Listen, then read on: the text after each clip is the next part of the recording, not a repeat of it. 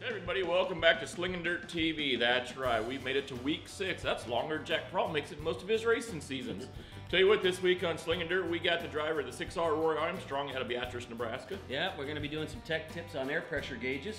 Wait till I tell you how I check air pressure with my wife. Oh boy. We got Anthony Ansley, pit reporter and SLMR Series announcer in studio. And we also have Fan of the Week. With a good question. That's right. Josh Bloomer, driver of the 21 A-Mod out of Marysville, Kansas. And Jimmy Gustin also. Driver of the 19J A-Mod out of Marshalltown, Iowa. And of course, Songer Says.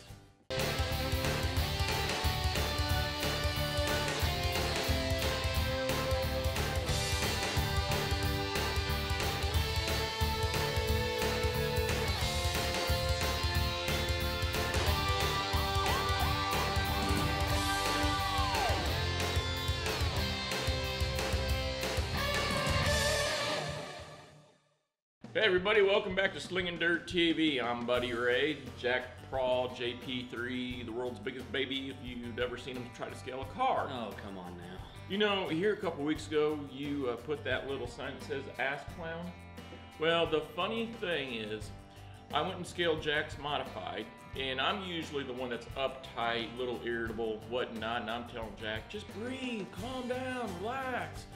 Jack's over here getting his mullet all in a tizzy.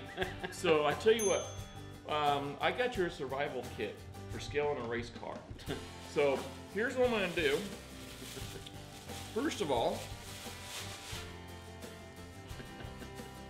it says, here comes trouble, right here. So here, you can use that when you're sitting behind the wheel of your race car, when you're following me down the track. Yeah, I may need that. I was having a bad day. And from now on, if you're ever having a bad day scaling the car, here, I even got you a binky. Oh, you're the world's biggest baby that I'd ever met. And it's even Jamie Songer and Todd Cooney approved. Yeah, there you go. I mean, hey, everybody has a bad day, but you know, we're not even going to go into before we got to the show today. Because obviously, I got a panic phone call from Mr. Never Freaks Out himself because he locked all his keys in his car with the truck running. So, with that being said, let's talk about something worthwhile here. Yeah, something worthwhile.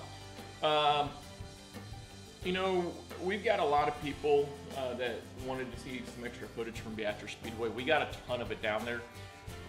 As the season goes on, we're going to have a lot more footage than we can possibly show in the air. So I know Beatrice Speedway was a couple weeks ago, but we're going to show you some extra interviews. We got Josh Bloomer, we got Jimmy Gustin, and then Roy Armstrong, Adam Armstrong's father, which, by the way, Adam Armstrong, I believe, just picked up a win down in Memphis, Missouri, if I'm not mistaken. If he didn't win, he finished right up there. Mike Dinsberger, driver of the 81 Modified out of Eagle Raceway, he did really, really good. Let me see what else was going on. There was a lot of races. Oh, Shannon Anderson picked up a win. Yeah, he did. You know, that doesn't surprise me. Nah, Shannon Anderson, he's I mean, fast. The guy could take a wheelbarrow with a flat tire, 2 broken handles, and get it to the front somehow. I don't know how he does it. And he does it every year, so you know you can't fault the guy for being good. No, you can't fault the guy for being good at all. I tell you what, though, the one thing we were talking about this when we were scaling the car. Every year we get more and more excited to go racing. But I'm getting to the point where I just hate scaling cars. Probably with me, I can understand why. I was being a little testy, but a little, you know, I was having a diva moment. Maybe I needed a Snickers or something. I'm not sure. Well, I tell you what, eating a Snickers is making me hungry. We're gonna take a quick break. We'll be right back, and then we're gonna get into more of the show. Stay tuned. I'm Roy Armstrong, driver of the 6R Hobby Stock, and this is Slingin Dirt.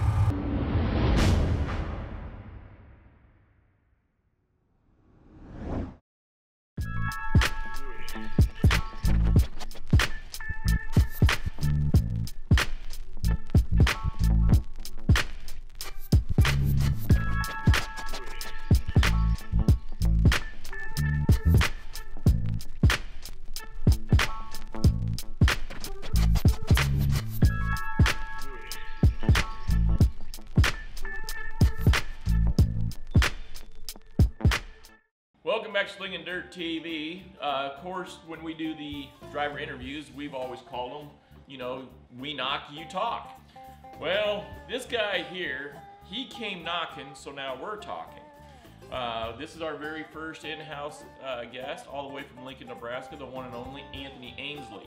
Now, Anthony, you're the SLMR Late Model Series announcer, and you're also, or have been, a pit reporter for ID Speedway. That's true, and I'm also play-by-play announcer out at Junction Motor Speedway, just south of York. So, I tell you what, we've been talking back and forth on Facebook. Jack and I don't get down around the Lincoln area. We've never raced in Cool Junction. Of course, you're the play-by-play announcer, like you just said there. Give us an update on what's going on, what you've seen in racing. I'll tell you what, last year it was beyond belief for me, because last year I got to tour with SLMR. That's a super late model racing series based out of I-80 Speedway.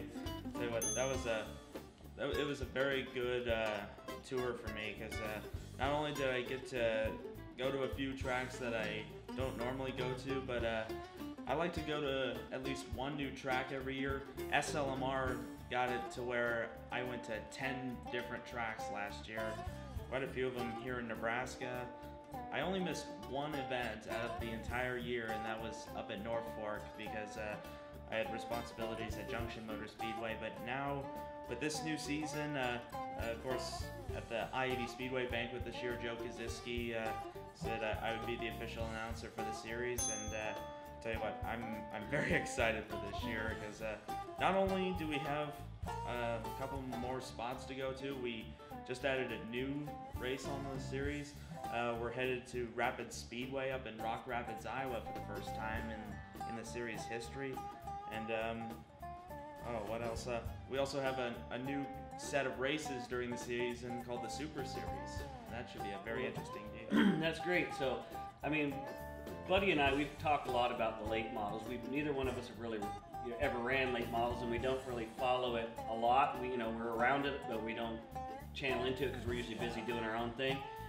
Is late models dying, or do you think it's growing, but it's just growing in certain regions of the country versus others? I think it's growing, and definitely from what I-80 Speedway has been doing the last few years, I've seen late models get more popular out here, and especially with what they've been doing the last few years with the modifieds and sport mods.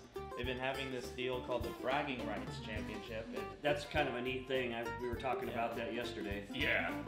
It started out at I-80 Speedway and Junction Motor Speedway, and this year, a lot more tracks have signed up for it, especially in the modifieds. Right. I was going to say Beatrice signed up for it, US 30 Speedway out of Columbus, Dawson County Raceway, clear out in Lexington, Eagle Raceway has signed up for it. And also new this year, they added late models to the Bragging Rights Championship. So I-80 and Junction, they both run late models on a weekly basis. But also Dawson County Raceway, they race late models, I believe, every other week. US 30 Speedway does the same. And also Boone County Raceway out in Albion, Nebraska. Okay, for the fans out there, tell them what exactly this is, what this racing challenge is. What this is it's a very neat setup. Basically, drivers from all the selected tracks, you basically race weekly. You have to race a certain amount of races at each track. And at the end of the year, the points you rack up from different tracks get added up towards a final total, and whoever has the highest number of points, you're crowned the Bragging Rights Championship. Well, when we were talking about the bragging rights, when we were scaling your car between your hissy fits, with the bragging rights with B mods, you had four or five tracks. I think it was 4 tracks. I don't have the paper in front of me. You had to run 5 nights at 2 of the 4 tracks. Right. That was 10 nights, and then the other 10 nights could be a combination of any night, specials, weekly shows, whatever, from those 4 tracks.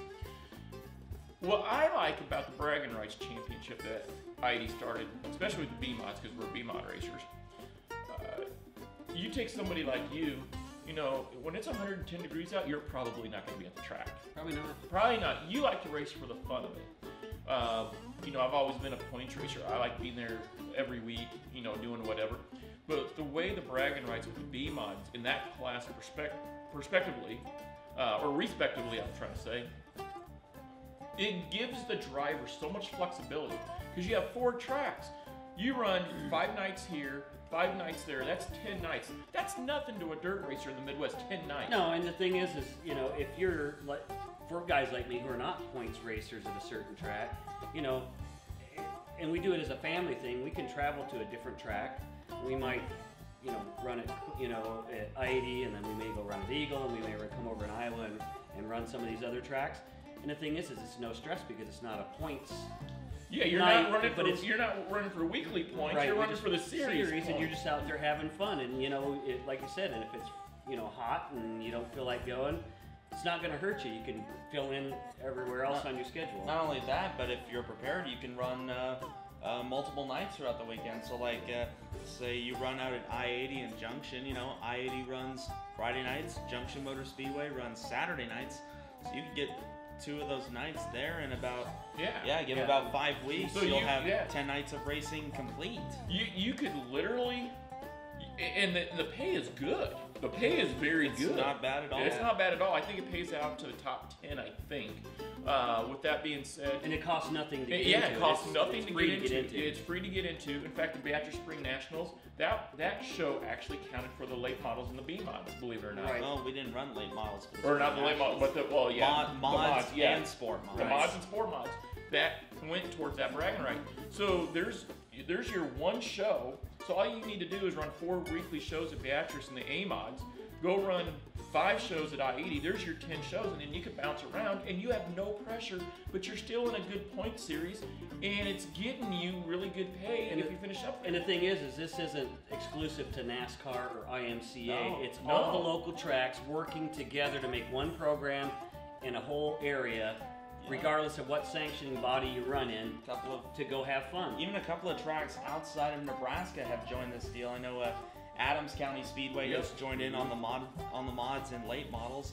I know I think it's Denison has done Crawford County. Yeah, Crawford County has, and also Raceway Park up in Jefferson, South Dakota has. So you have 3 states. Yeah. You have 3 states, offering about 10 to 12 different racetracks, and then I'm liking this, especially on the late model side of things, because typically here in Nebraska you have basically the guys who run the NASCAR All-American Series with the late models out at I-80 and Junction.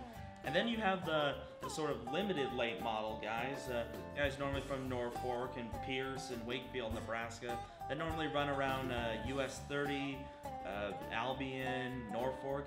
Well, now they are in on it. So basically, we could crown probably the best late model driver in Nebraska.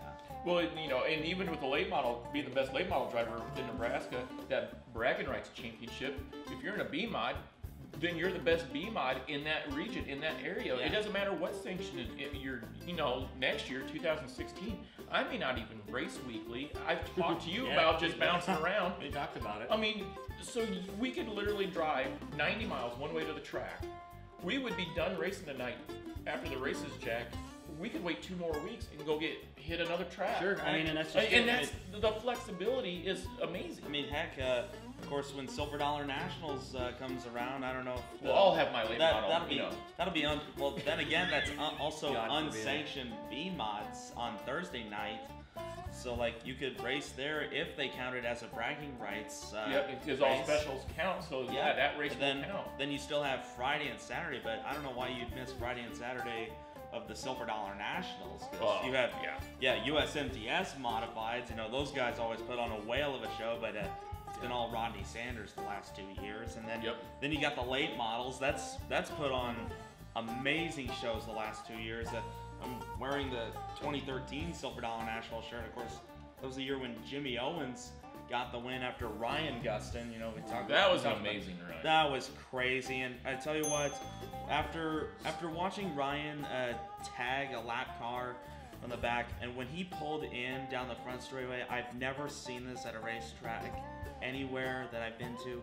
But when Ryan came down that front stretch and pulled in, just about everyone rose to their feet and gave him a huge standing ovation. I've never seen that. It doesn't happen very often. that's one of those moments where if you're a diehard race fan, that's when you fight back tears. That was really Silver Dollar Nationals.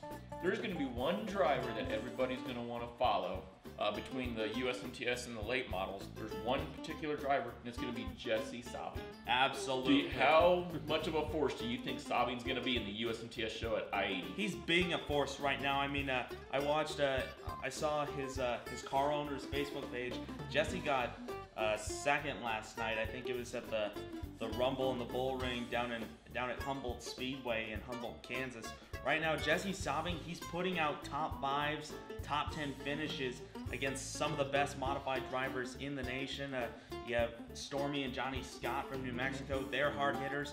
Jake and Fido Gallardo, they're also from New Mexico, from Las Cruces. And then you have a couple of brothers named Arneson. They are coming on hot. They've won a few features down in New Mexico and Arizona. They're being tough nuts to crack as well. Rodney Sanders racing off and on. You know, he's mixing modifieds with his late model racing. And then of course, then you got Terry Phillips with the 75, the GRT car, and just everyone is putting out great cars. They're having good races so far. Jesse Sabine, he's doing good, and he's got some good equipment underneath him. He's got some fantastic equipment. I've seen his equipment. We crawled underneath his equipment. Luke Cochran made a good connection with Jason Crone and got Jesse that MB Custom car. And for all those who followed the USMTS, you know MB Custom is cleaning house in the USMTS Modifieds, especially with Rodney Sanders. And there aren't many that race them on the full schedule. I know, Sanders runs one. Joe Duvall from Claremore, Oklahoma, he runs one. Rick Beebe, I believe he's from Shawnee, Kansas, he races one. And now Jesse Sabine has joined the force. I think he's definitely USMTS is going to get very crazy with, it is. with and, Jesse. I mean, I can remember racing with Jesse at Eagle, and you've been out at Eagle, when he was just running sport mods, and all of a sudden he just exploded. Yeah. I mean, the guy is just fast. I honestly think that Jesse has made the sport mod racing in the Midwest here that much better. Oh God, he's brought attention to it. We all had to race Jesse. He's a great guy. We all had to race him. He made us, not even trying, he made us step up all of our programs. So when you take guys that raced against Jesse on a weekly basis, and you take him out to New Mexico, you take him out to Las Vegas, you take him to Alaska, you take him to Shinsenko Speedway in Japan, all of our Midwest guys are going to run top 10s. But with those guys, you take a guy from Las Vegas, you bring him out to I-80, you bring him out to Eagle Raceway, you bring him out to Harlan. A guy from Las Vegas probably isn't going to run top 10 a whole lot. No, you never know. It's unfortunate never know, that but our weather, and that's the big thing, is that all that racing that happens down there in the South, they have that wintertime racing league, so the weather's perfect. 70 degrees. And, it was about 50 degrees. I remember watching. I'd rather run in 50 than 110. So that's just me, but that's why we probably don't see a lot of those guys. It would be great if I-80 or Eagle or some of these more pronounced tracks up here had a chance to bring those guys up, say, okay, let's do this. We've had them come up intermittently, but we've had a couple guys. I remember Tim Ward from He Arizona. I watched him out at Beatrice. He just dominated. He cleaned some He clocks. blew the field away when I went up to Beatrice. I watched him out at Eagle Raceway a couple of times. Tim Ward, very nice guy, very good racer. And I tell you what, if we can get a few more of those guys to come out here, see what Nebraska auto racing's all about. Oh, yeah. Then they could go back to the West Coast with some good memories with them, some good stories, and also some knowledge about other racing that's out there. Sure. I mean, it's I guess their racing's like ours. They have 3 or 4 predominant tracks down at the big tracks where the big boys go.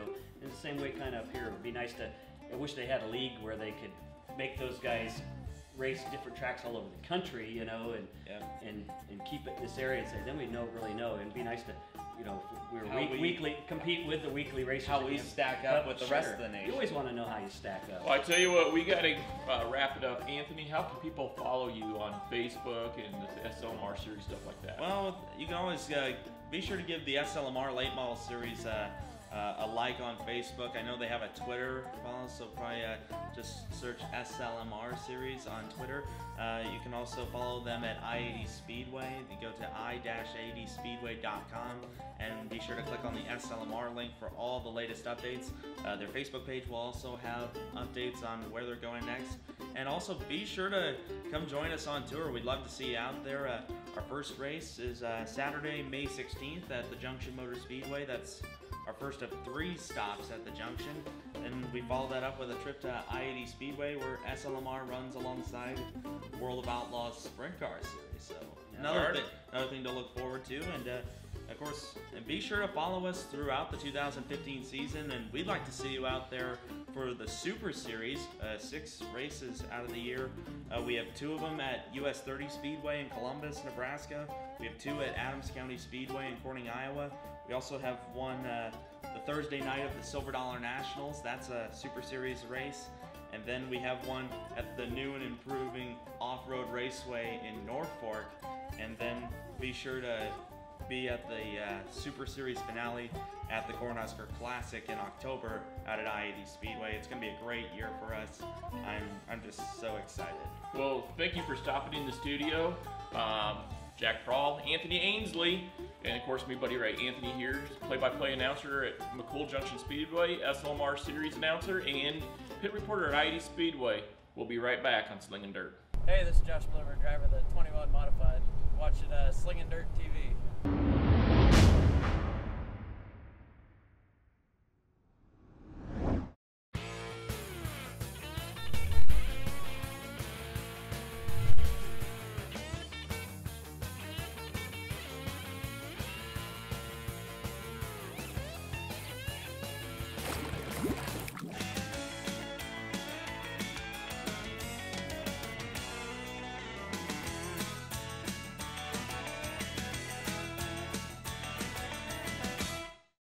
Welcome back to Slingin Dirt TV. We got a new segment we're gonna do every week. It's gonna be like kind of a tech and tips type deal. Right. We're not gonna go super deep on any one thing, but you know, there's times when you go to the track, Jack, and I kind of like that. You go to the track, Jack. So you go to the track, and you came over to our pit stall, and we come over to your pit stall, and you're like, that was kind of a neat idea. I had to incorporate that. Well, I've learned a lot in the last 23 years. I've also forgotten a lot in the last 23 years, and there's a lot more I need to learn after 20 or 23 years. You got a lot to learn, dude. I got a lot to learn. So the one thing that was interesting, I was talking to Denny Burgon Sr. here, 3-4 years ago, and I was just grabbing tire. We were working on his Pro-Am. We were grabbing tire pressure gauges, and he's like, "No, I want you to use that particular one." And I was like, "Well, why? What the heck's the difference? 12 pounds is 12 pounds." And he's like, "No." And he showed me something. He had several different tire pressure gauges. He goes, one pressure gauge will read 10 pounds, while the next one might read 8 pounds. And that's very true. And like I say, we've got several different gauges here. And just to show you the differences, this is a digital gauge. This is the top of the line, expensive stuff. But you know what? Digital gauges can fail you too. If you're not careful, you drop them. Yep, there's a battery inside here. The battery goes low. And then we've got, the mechanical gauges like these two here. You can go with the cheap version from your local hardware store, or you can go with something from one of your racing retailers. And then there's also the good old, when you trucker style, you check it. Now, if you're gonna check tire pressure, just alluding to what Buddy said, is these can all read different within a pound, 2 pounds, if this guy dropped it, whatever. So, you wanna be sure that you use the same gauge all the time. Also, these gauges are graduated from 0 to 30, so they're made for lower pressures, where this is made to go up to, 100 pounds. This one's made to go to 30. So this one is gonna be more accurate because it has more sweep of the dial, and it's a little bit better gauge. They do make those in liquid filled too that are really shock resistant, so you drop them. And then your digital. This digital gauge right here, I bought this from the old Ultimate Racing, when Ultimate Racing was open. Got it from Josh Most, and actually, well, that could be a good reason why it's not accurate. Yep, this right here. See, I just undid that with my hands. That's something you need to make sure you take care of. This is about a $100 tire gauge that Jack is messing with. I've had it for 3 or 4 years. He's laughing at me because, like, why in the hell would you buy a $100 tire gauge? But with that being said, this reads down to 1/10 of a pound, where these mechanical gauges do not read down to 1/10 of a pound. They just read straight to the pound. To the pound or half pound, Yep. you know, if you read between the lines. The one thing I've learned from Denny Bergon years ago was whatever tire gauge you use at the track, use at the shop to set your car up. If you lose a tire gauge, well then, don't freak out, just go get another tire gauge. But, at my house, we have the trucker style, we've got this one, I've actually got this tire gauge. Now this tire gauge here with the angled head, this is the one that we actually use at the track and in the shop, because the head right here swivels, and I find that very, very convenient, whereas, this one here on the digital, it's just got a fixed head, and when you go to bend it inside the rim and whatnot. Right. With that being said, my biggest tip of the day is, keep with one tire pressure gauge. Don't be flopping back and forth between 3 or 4. Now 3 or 4 tire pressure gauges, you might have 2 or 3 that read the same. If you do, great. Don't worry about it. But it's not uncommon to see different tire pressure gauges read different readings. A lot of times people will tell me, Bud, why in the world do you have 4 tire pressure gauges? Well, they're not really tire pressure gauges.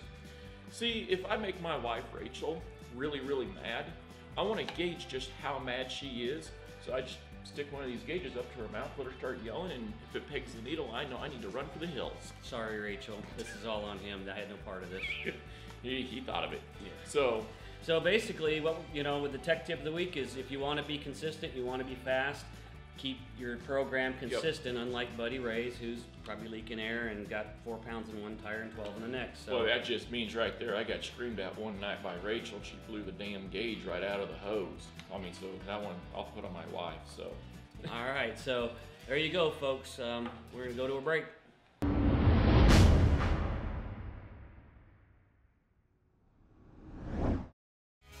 Joe's Karting is the Metro's fastest indoor karting facility. Come to Joe's to experience speed, join the competition, and ride the fastest indoor track around. Our professionally designed indoor karting track is perfect for arrive and drive racing, race classes, and racing competitions. We offer affordable pricing options, membership packages, event outings, and so much more. Stop in today to get registered for your next race, and don't forget to like us on Facebook for deals, giveaways, and more. Visit us online at joeskarting.com. Welcome back to Slingin Dirt TV. It's that time. Fan of the week. Fan of the week. Man, I don't know who's tossing those shirts, but I wonder if the Cubs are needing a pitcher. That was a fastball. But yeah, that was a fastball. Here you go. So, fan of the week is going to be Mike Gage. And Chris Abelson. Yeah, Chris Abelson. Shirt. Yeah, that's the closest thing you're ever going to get to being fast right there, is holding a fast guy's t-shirt. That's probably true. Yeah. Well, after seeing you throw your fit this weekend, remember, baby of the week right here. Let it go. So anyways, Mike Gage has a very simple question, but a very good question. When did you know you wanted to strap in and go racing? That is a good question, because for me, I've always been a big time racing fan and always wanted to race, and we had, even as a kid, had go-karts that we ran out in the field on a dirt track, so I've been doing it probably, I want to say, since junior high school, probably. Back in 1970. Playing racing, but actually getting in and going to Eagle Race. I mean, that's where it first started, but having a 20-year military career, they frown on that stuff. Yeah, so that you can get shot at, but you can't go play in a race car. Yeah. But then, the year after I retired, I was in a car, so. Oh, so you already knew it was coming. Yeah. I knew I wanted to go racing. Racing, for a lot of people, they say they take it personal, and for a lot of people, it is very personal to them. For me, it was about 1985. I'm kind of dating myself here. It was 1985. We just moved to Eagle, Nebraska. And my dad and I were outside of our house, and we could hear this thunderous roar. I'll never forget it. We're like, what the hell is that? And we were driving around the countryside. We had only lived in town for maybe 2 days, not even a week. And so people were like, oh no, it's Friday night, it's probably Eagle Raceway. And Dad's like, well, where's the racetrack at? So we went down to Eagle Raceway, and very first driver that strikes my memory, well, it was the very first race car driver I ever talked to, was Tom Svoboda out of David City, Nebraska. He raced Eagle Raceway in the late models. Back then, Eagle raced NASCAR on Friday IMCA on Saturday. And he had this pink late model, and I'll never forget. I remember asking my dad, I was like, is this guy a little different being pink? Oh boy, that lasted for about 3 laps. Because, ladies and gentlemen, Tom Svoboda to this day I think is probably one of the fastest late model drivers I've ever seen in my life. He went out there and he was lapping the field not just once but sometimes twice in a 20-lap feature. And to me, I watched thousands of people in the stands stand up and cheer for these drivers. You know, and when you're 10, yeah, I'd be about 10 years old. When you're 10 years old, that makes quite the impression on a 10-year-old. I thought these guys were gods. Oh yeah, I mean, like I said, I can remember watching NASCAR. I mean, probably was where a lot of us got, you know, Richard Petty and Bill Elliott, the Allisons, all that, you know, that kind of stuff. And remember watching, we used to build our own go-karts. I mean, we didn't go buy one. You built it back in those days. You know, being a farm kid, you welded together some freaking pipe and you threw a Briggs & Stratton on there and found some sprockets and tires, and you beat the crap out of it. You flipped it. We all went to the hospital. Every one of me and my brothers went to the hospital, you know, rolling that stuff, and that starts that passion. And you know, for me, it was also building my own cars, and that's the one of the things about Sport Compacts. You're kind of building your own car. Same thing with a modified. You know, those cars, you all have to put them together. There's not many of us that can afford to buy a car that's put together and somebody maintains it for us, so we just jump in and drive. You know, so that's part of the love of the sport too, is that satisfaction of building your car, getting it on the track, doing well in it, and having fun. You know? Yeah. And so it's a great question, you know. I remember when we were at Eagle, Dad asked me if I wanted to go down to the pits and see the race cars, and I remember asking him, "Well, does it cost money?" He goes, "No, it's free. You stay for the whole night, you watch the races, and then they let you down in the pits." And we went down there, and I wanted to go see this pink number 16. I mean, what kind of a guy would drive a pink race car? Not that it really mattered anymore after that first night, because that guy was the fastest thing I'd ever seen on dirt at the time. And I remember going down there, and this is where it really, you know, I say I saw the fans standing up, cheering for the drivers. I thought the drivers were gods. But then this had more of an emotional impact on me. I went down there, and Tom Svoboda knelt down. He started talking to me like he was in the 5th grade. Got on my level, didn't talk race cars, wanted to know where I went to school, what my favorite thing was to do in school, which was, of course, recess and girls back then. Well, girls still are now, but I'm too old for recess. The other thing is, he put me in his car, and he showed me all the switches and the buttons and stuff like that. It's like being in a spaceship when you're that age. Well, yeah, but he didn't rush. I'll never forget that night, and I told Dad, I was like, I'm going to drive a race car one of these days. And now I'm 40 years old, and I don't know if you consider what I do driving a race car. I'm more of a wannabe race car driver, but I mean, I'm still just about as slow as Todd Cooney in the late model versus Songer in the hobby stock type slow. But that was, you know, Mike Gage's question was a very simple, but it was a very well thought out question, because I've wondered, well, how did these guys get into racing? What made them want to get into racing? I know there's a lot of family history. My dad was a race car driver. My brother was a race car driver. My dad was too. But that doesn't necessarily mean that I want to be a race car driver. There's got to be, you know, just because my dad and brother drove doesn't mean I want to drive. No, and like I said, part of it all goes back to that spending time. You know, your dad was hanging over the fender, and you're just kind of like pulling on his pant leg, and next thing you know, it's 40 years later, and guess what? Yeah, here we are. You don't always plan to do this. Sometimes it just happens. It just happens. So there you go. You know, Mike, thank you for your question. That was awesome. So if you want to be a fan of the week, you're going to contact Buddy J. Yep, BUDDY, letter J at joeskarting.com, karting with a K. We do have a Slingin Dirt email coming out. I just want to let you all know we do have a Slingin Dirt email coming out. Oh, and by the way, I think this would be a good time to announce SlinginDirtTV.com. Yes. That's right. We got big time. We're website. Past t-shirts to our own website now. Yeah, we even got soda in the coffee cup now. We've made a little bit of money. So I tell you what, go to SlinginDirtTV.com. That's SLINGIN DirtTV.com. It's brand new. We're still working on it. We got the emails coming, but for now, if you want to be a fan of the week, just email me at buddyj@joeskarting.com. We just need a headshot, where you're from, where you like to watch races, stuff like that. Ask us a question we can talk about, and then you'll win some driver swag. And Mike Gage, you've also got a whole bunch of race tickets coming. Yep, so tickets, big time. Big time tickets. So tell you what, we'll be right back here on Slingin' Dirt.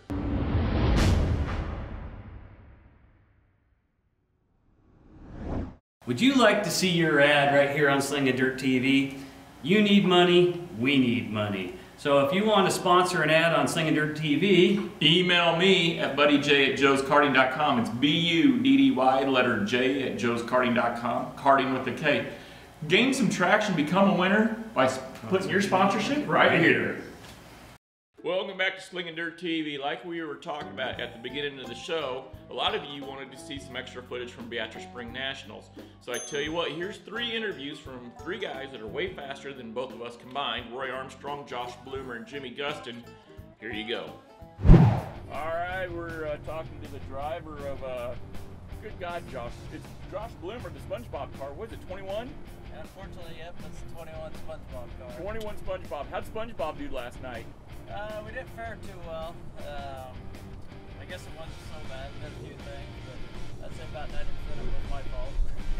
So did SpongeBob get bent last night? A little bit here and there, but not too bad. Did you run into a Patrick?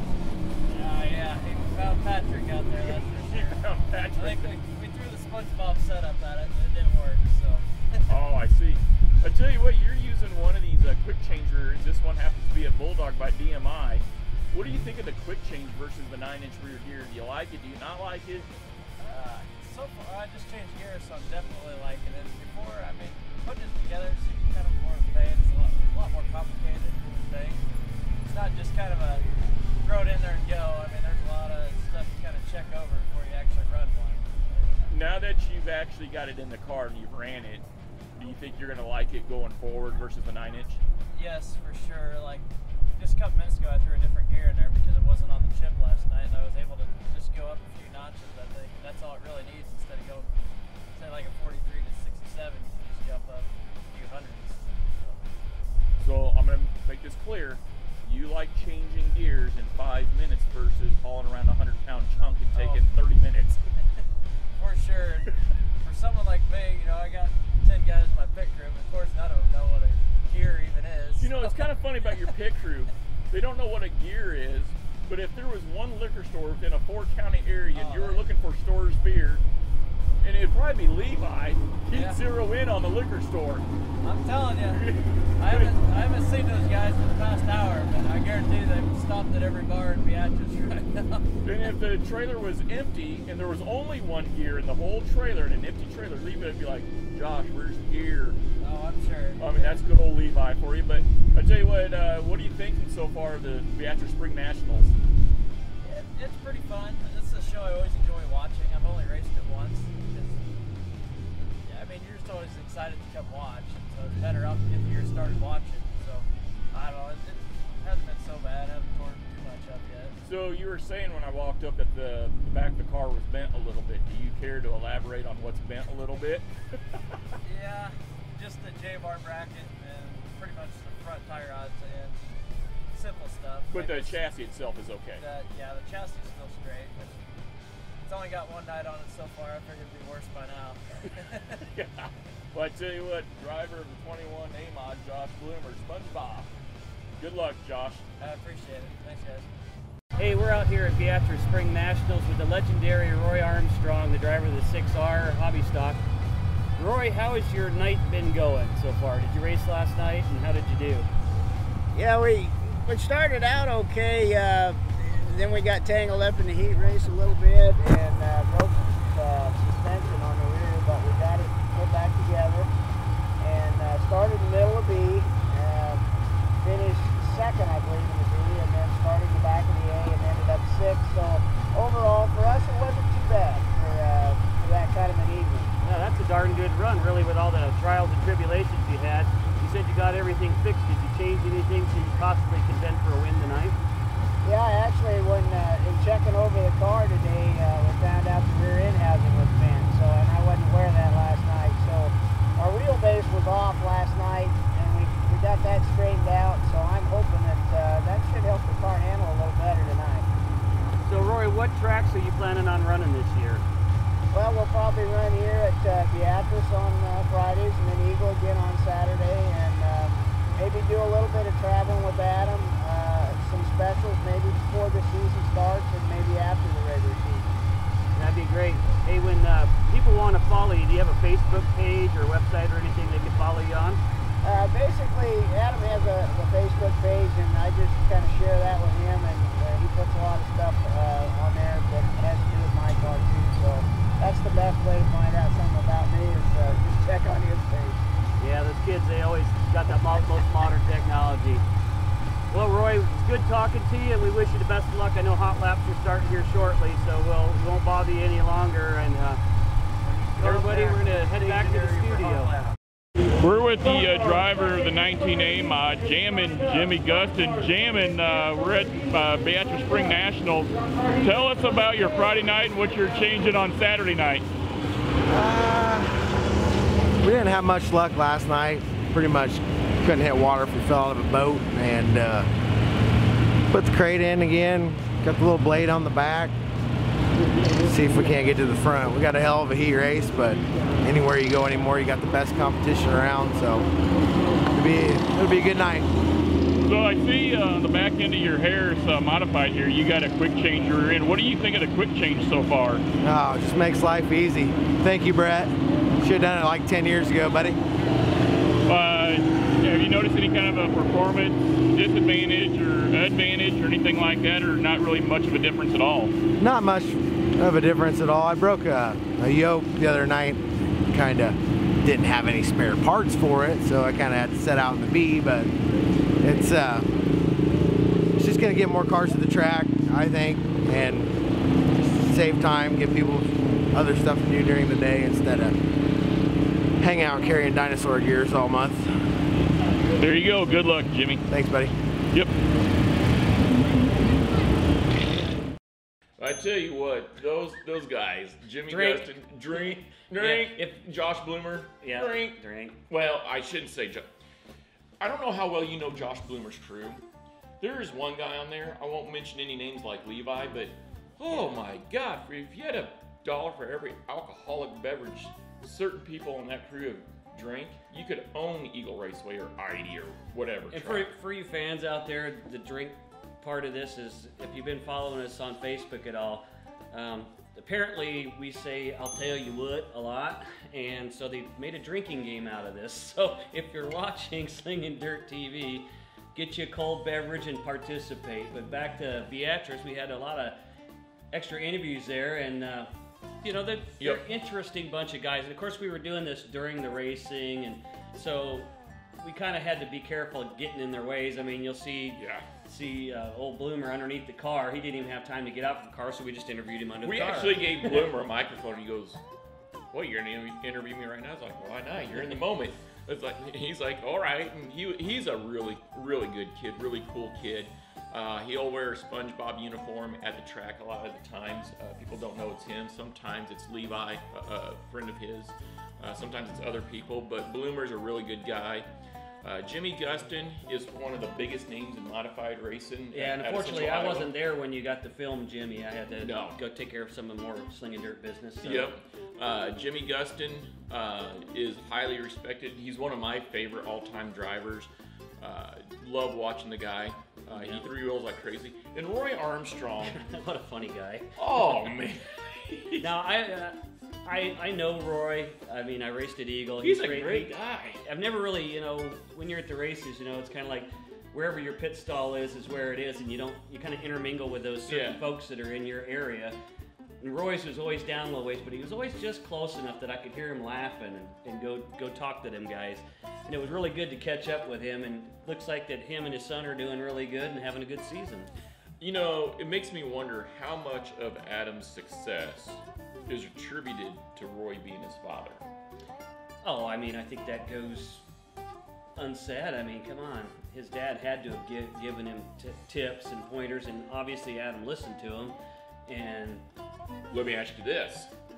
How much of Roy's success is attributed to Adam being his son? Now, I can tell you, racing with my father in the same class and my son in the same class, it does push you. And if you watch those two, they have two distinct different driving styles. That's the funny thing about it, is they don't drive the same.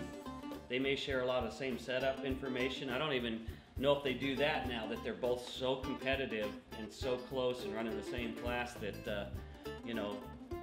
There's only two driving styles I've seen you do. Run straight to the back, or you got the drivers that will run through you or around you. You drive under them. We've seen that clip on the first episode, so yeah. I mean, the footage speaks for itself. That's why you don't race at Eagle anymore, because you're a big chicken to be around. I've already won at Eagle. Yeah. What have you won? I've won a lot more than you. Not at Eagle. I tell you what, we can go on all day long about we don't this. want to do this.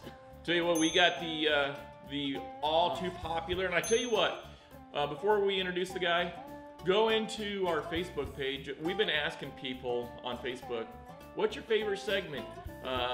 What do you like to see? And everybody's been talking. It's Songer Says. They want to see what Jamie Songer's got. This week, I usually know what he's going to be talking about. I don't even know what he's going to be talking about, but you know it's going to be really good. So. All we know is viewer discretion is advised. Yep. Warning, the related content may be disturbing to some viewers. Viewer discretion is advised. Today's subject is transponders. So I asked for a subject on Facebook, and somebody put transponders, and obviously wanted me to bitch about it. So I'm gonna go a little different direction and probably piss everybody off, but that's what I do best. Transponders. Okay, so you all bitch. Oh, Jesus Christ, I was in third, not fifth. And you hadn't even passed the flag stand before you passed the guy. 7 laps later after the yellow, you passed him, and you still want your spot. Or, I wasn't in that place. Transponders eliminate the human element of error, or somewhat. I mean, come on, it's an electronic signal sent every time you pass. As long as the electronic signal is working, it'll work. You can't bitch no more about, oh God, they're always screwing me at Boone. They always screw me over and put me in the wrong spot. They just don't like me up there. It ain't gonna work no more. You can quit your bitching, you can quit your whining, and now you'll have a true spot of where you are almost, I guarantee, 98% of the time, which is better than what they had, because I wasn't too thrilled with the way they placed things up either, but it was what we had. Now we have this technology, and okay, we got to spend a little more money, but I think it's a move in the right direction. So we spend some money, we do some things, and it makes the racing better, and it makes less errors. I don't know how we can sit here and complain about it, except that it's going to cost us some money. But I didn't see nobody bitching when they went out and bought the newest and latest in tires, or the newest and latest in great shocks, or the newest and latest in motors or carburetors. Hell no, spend that money like it's going out of style. Spend it like it's grandma's on the last day of Earth. Are you kidding me, people? Bitch, whine, complain. You don't like it this way, you don't like it that way. I'm just telling you, transponders are going to be the way of the future. They're going to help racing, so you're either going to learn to like it, or you're just going to have to continue to bitch. Jamie. I tell you what, you may not like what he has to say. You may like what he has to say. Sometimes he just makes you scratch your head. I don't know. Yeah. But he's spot on with what he says, in my opinion. I think he's great, he's hilarious, but he speaks the truth. He's not going to sugarcoat it, folks. No. That's why viewer discretion is always advised with Songer. He's not going to sugarcoat it, he's going to tell you straight up how it is. Number one question I've been asked about Songers, is he like that off the camera? And the answer is, you think so? I don't think so. Songer talks like this. He's very soft-spoken, very quiet, just, down to earth. He's not,